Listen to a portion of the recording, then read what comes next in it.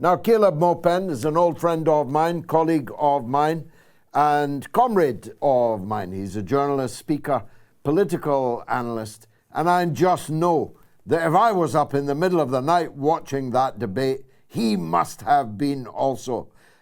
Caleb, I gave my analysis at the beginning. In case you didn't hear it, I recap that Donald Trump bombed and Kamala Harris soared, but she did have quite a bit of wind beneath her wings provided by the hosts.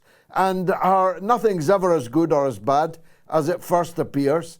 And so it may be that my feeling last night about the outcome will begin to be chipped away at over subsequent days. What's your take on the debate?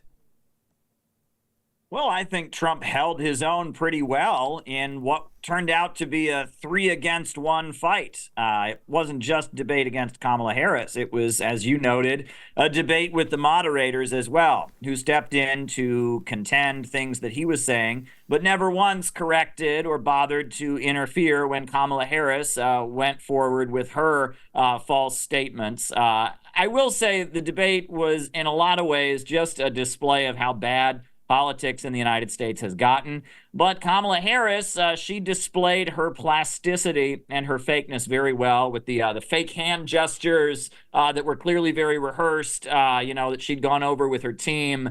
At one point, she, in her closing, she started saying, "We won't go back." And it was supposed to be a profound, epic moment, like she was in the climax of a movie. And everyone was just looking on as if, like, are you really, seriously, like, give us a break? And the fact that Kamala Harris is very, very manufactured and not genuine really, really came across. And the fact that the establishment is solidly on her side, this wasn't a fair debate by any means.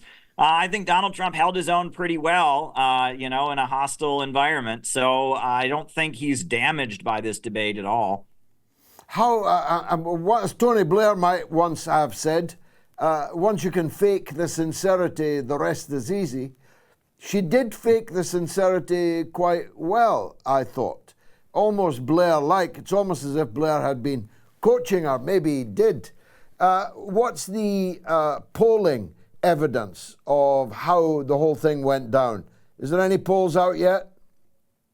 Well, it's neck and neck, but the New York Times, ABC, they're predicting a victory for Trump, but there are also polls predicting a victory for Kamala Harris. I will say there were a couple moments where you just have to see the entire debate as a display of how bizarre and bad American politics has gotten. For example, at one point, Donald Trump tried to call out the Biden-Harris administration by saying that he had blocked the Nord Stream pipeline and they had allowed it to go through. Well, that's an interesting thing to brag about because I think at this point everyone knows that Joe Biden blew up the Nord Stream pipeline. So if there's one area where I will give Joe Biden credit, it's being against the Nord Stream pipeline. He blew it up. So he won that one. You have to give him that one. So that was kind of a weird thing for Donald Trump to try and claim an edge on. The other thing that was bizarre is at one point Kamala Harris accused Donald Trump of selling computer chips to China so they could build up their military. Well, anyone who knows anything about the computer chip debate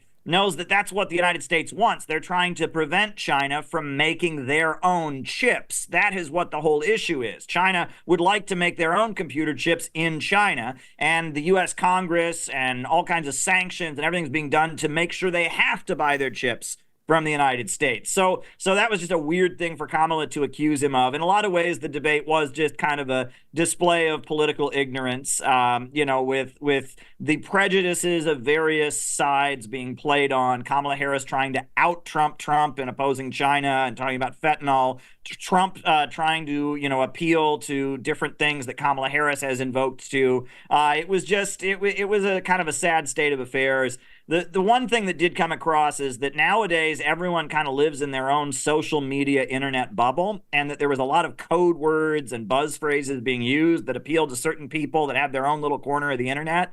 And that's going to be something that politicians in our time are going to increasingly have to deal with. We don't have common points of reference like we once did. The worst part for me, the saddest part for me, was when they literally vied with each other in a Dutch auction as to who loved Israel the most, who would support the crimes of Israel to the maximum degree. Who won that particular contest? Well, that's a good question. Kamala Harris, if she's going to win the election, she will need the votes of lots of Muslims in Michigan and Minnesota and Wisconsin and Illinois. And the way she talked last night, I don't know how she expects them to vote for her, because she repeated the Israeli line about rape and about terrorism and Israel defending itself. And then she said, oh, she'll make a ceasefire. Well, she's already in the White House. She's in the executive branch. She's the vice president. And everyone knows Joe Biden isn't exactly at the top of his game steering the ship. So if she was going to create a ceasefire, why doesn't she do it right now? And that's what Donald Trump really hit her hard in his closing remarks. He said, why don't you just do it? You're in office at this point. Why don't you just do it? And that was an epic line, I think, that really hammered home. The other thing is that Donald Trump, he repeatedly talked about the United States being a nation in decline, our country's being sold down the tubes, and Americans just know in their bones that's true. You go to any corner of this country, you go to the South, you go to the Midwest, you go to New England, people know that the country is falling apart and it is in decline. And for Kamala Harris to kind of poo-poo those sentiments and just try to pretend that that's not the case, or even call out Trump for saying that, as she did in her speech accepting the Democrat nomination, saying that Donald Trump is being negative and he's so negative about our country. Well, Americans feel quite negative right now. This economy isn't so good for working families. So I think Trump had the upper edge on those sentiments. I mean, Americans agree with him about the state of affairs in the country economically.